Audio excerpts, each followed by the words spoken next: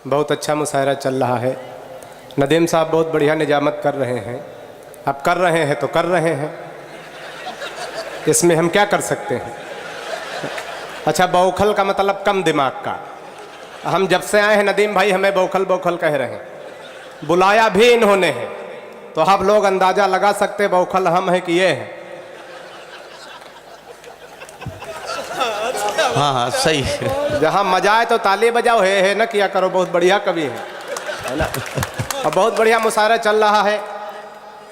बहुत बड़े बड़े शायर, बहुत बड़े बड़े कवि हमारे मंच पर हैं और मुशायरा बहुत खूबसूरत मुशायरा है। मैं इस मुशायरे में विश्व का 8वां आश्चर्य देख रहा हूँ कि यहाँ पुलिस भी शायरी सुन रही है। अब बताओ, पुलिस के ये दिन आ गए कि शायरी सुने। जो किसी की नहीं सुनती शायरी सुन रही।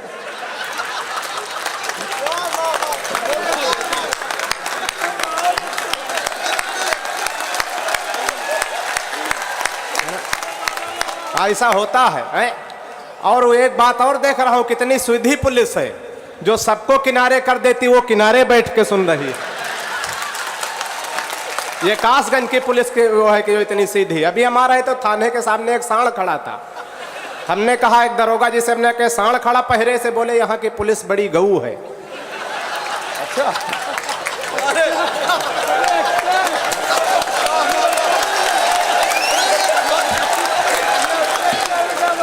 मतलब बहुत सीधी है ना। मतलब ऐसा नहीं, हम इतना बौखल न समझो है। बहुत बढ़िया। लेकिन हम नदीम भाई बार बार पुलिस के विषय में कह रहे हैं, हम तो कह रहे हैं पुलिस से पंगा न लिया करो ज़्यादा। हमारे गांव में एक फकीरे काका थे, वो मुर्गी पाले थे। एक दिन दरोगा जी हमारे थाने में थे, पहुंच गए। बोले, फकीरे क्या काम करते हो? बोले, सरकार मुर्गी पाले। बोले, क्या खिलाते? बोले, चना खिलाते हैं। बोले, देश के घोड़े दुबले होते जा रहे हैं तो मुर्गियों को चना खिला, निकालो 20 रुपए। अब पुलिस के आदमी आदत पड़ गई। दूसरे दिन पहुंचे, बोले, फकीरे क्या करते हो, क्या खिलाते हो मुर्गियों को? बोले, सरकार पहले चना खिलाते थे, अब कना खिलाते हैं। बोले, अब गधों वाला राशन निकालो 20 रुपए। अब आदत पड़ गई। तीसरे दिन जैसे पहुंचे, बोले, फकीरे मुर्गियों को क्या खिलाते हो? बोले, सरकार अब न चना खिलाते हैं न कना खिलाते हैं, 20 रुपया मुर्गियों को दे देते हैं, गंज डुंडवारा चली जाओ, जोन मन हो खाए आओ। तो एक बार जोरदार तालियों का महोत्सव लगे कि नदीम भाई के क्षेत्र में मुशायरा हो रहा है। बहुत बढ़िया मुशायरा चल रहा है और बड़े मन से आप लोग सुन रहे हैं और बहुत बढ़िया बढ़िया कविता और शायरी हो रही।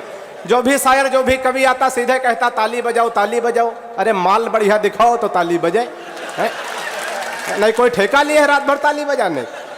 पीछे वाले कुछ शायर हमारे कह रहे थे, बौखल भाई अगल बगल वाले ताली नहीं बजा रहे, बीच वाले बहुत बढ़िया ताली बजा रहे हैं। तो हमने कहा, इसमें कहने क्या बात है, ताली तो बीचे वाले बढ़िया बजाते हैं।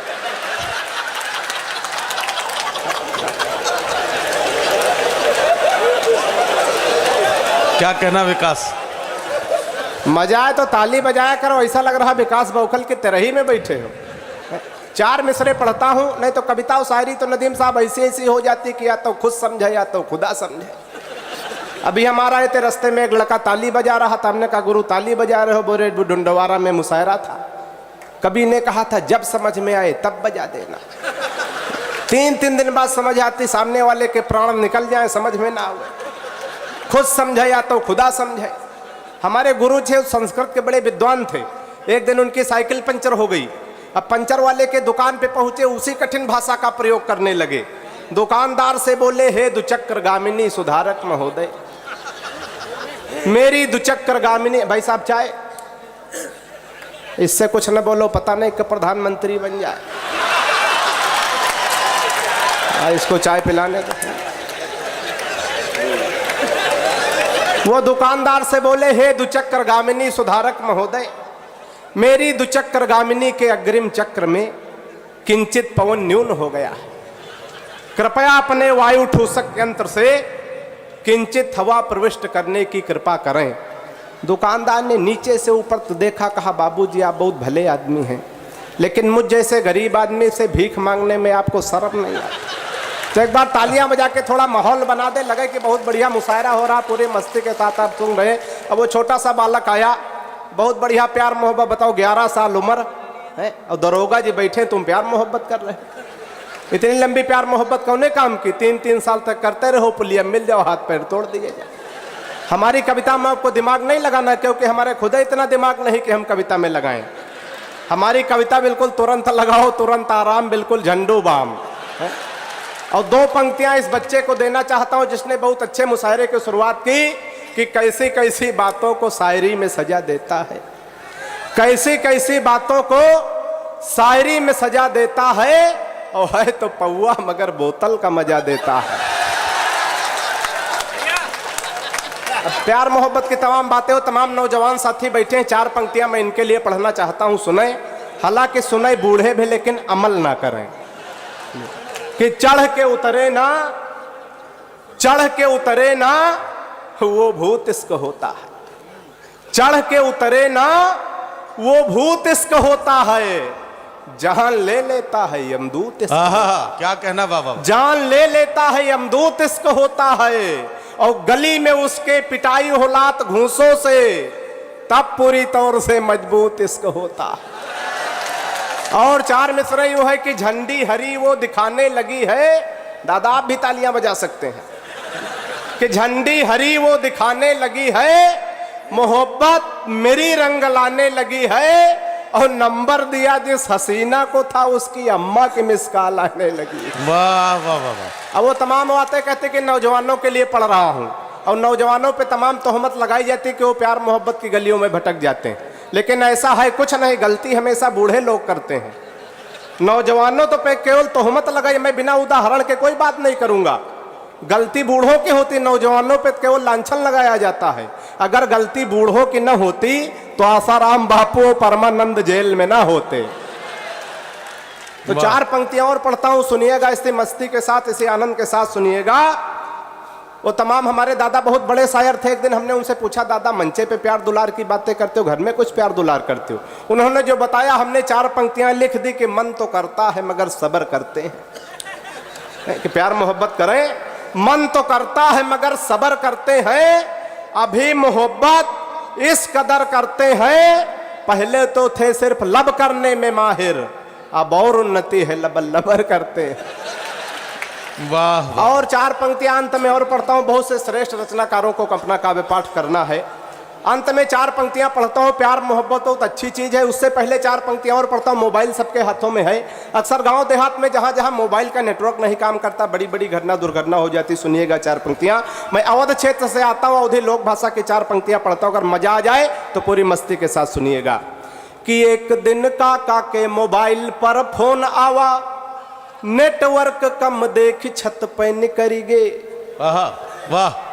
कि एक दिन काका के मोबाइल पर फोन आवा, नेटवर्क कम देख छत पे निकरी गे, और छत पर घूम घूम दौरी दौरी बात करें, कुछ देर बाद मस्त बातन में पड़ी गे। कि भूल गए छत पर खड़े की जमीन पर, है नहीं ताली बजाई जाती है यहाँ। कि भूल गए छत पर खड़े की जमीन पर, चलत चलत पूरी छत पार करी गे। कि भूल गए छत पर खड़े की जमीन पर, चलत चलत पूरी छत पार करी गे, और छत के खत्म होत बावा गोड़ खाले परा, मुंह भरा गिरे दोनों जबड़ा उखरी गे। और अंत में चार पंक्तियां पढ़ के अपना स्थान लेता हूं। प्यार मोहब्बत बहुत अच्छी चीज है, लेकिन घातक कहा। दो चार लोग एक बार तालियां बजा के मुझे आदेशित कर दे, चार पंक्तियां पढ़ता हूं। कि प्यार मोहब्बत मां परिकाए, कुछ खास फंसे कुछ आम फंसे। क्या कहना, वाह। प्यार मोहब्बत मां परिकाए, कुछ खास फंसे कुछ आम फंसे, ऐस फंसा ना कोई जैसे बापू आसाराम फंसे। ताली आपने गलत जगह बजा दी, ताली वाली पंक्तियां अब हम पढ़ने जा रहे हैं। बाबा रामदेव भ्रष्टाचार के पीछे लगे थे, हालांकि हम भी आजकल बाबा रामदेव से बहुत परेशान हैं। परेशान इसलिए कि हमारी पत्नी बहुत काली है, बिल्कुल काला काला जामुन समझो। अच्छा, हमारी पत्नी काली हो, पत्नी ही हमारा धन है, और बाबा रामदेव कह रहे हैं काला धन वापस करो, वापस करो। एक दिन हम तैयार हो गए, वापस कर देंगे। बाबा ने दूसरा सवाल कर दिया, काले धन को सार्वजनिक करो। वाह। तो चार पंक्तियां पढ़ता हूं, मजा आ जाए तो मस्ती के साथ मुझे विदा करिएगा। कि भ्रष्टाचार खत्म हो जाता है बस एक झपट्टा में। क्या भ्रष्टाचार खत्म हो जाता है बस एक झपट्टा में, रामदेव जो भक्ति ना सलवार दुपट्टा माँ। क्या कहना कि वाह वाह रामदेव जो भक्ति ना वाह, वाह। सलवार दुपट्टा माँ, और कहो भाग का निकर गए नहीं और फसौती झाम। आहा कहो कहो भाग का निकर गए नहीं नहीं और फसौती झाम, कहूँ राह माँ मिल जाती जो बापू आसा।